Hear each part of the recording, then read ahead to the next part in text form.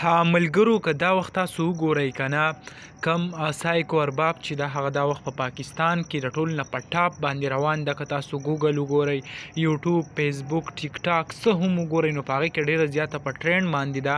او خلک دا وایي چې دا د څه د وجې وفات شو. نو نه تر دې خبره کوم هغه کومه قصه چې د تاسو سره ما کړې وه چې د څه د وجې هغه وفات شو، یعنې کومې ګولۍ یا څه چې خوړلي وو د هغې مرګ چې د هغې وجې نه مخې ته راغی. نو اوس خلک لکه تاسو که دا کمنټ څه وګورئ په دې کې وایي چې آیا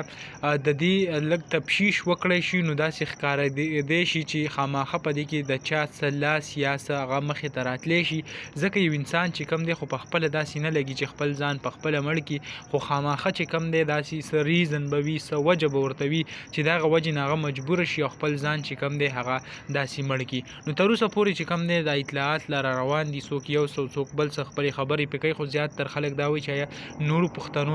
کم پیغلې چې دي هغو له دا په کار دي چې خپل ځان وساتي او داسې قسمه ویډیو یو څو بل څه هغه نه جوړوي، ځکه سبا له چې کم دی د ټولو به بیا دغه حالي او دغه مرګ چې دی هغه د چا نه تلی نه دی، ټولو له روان دی. هغه که هر انسان دی، که ماشوم دی او که بوډا دی، ټول چې کم دی هغه به په دې لار باندې هغه مري. نو دغه کوم ویډیو چې کوم معلومات چې ما غوښته چې هغه زه تاسو سره شریک کړم، انشاءالله بلې ویډیو کې ملاویږو. الله حافظ.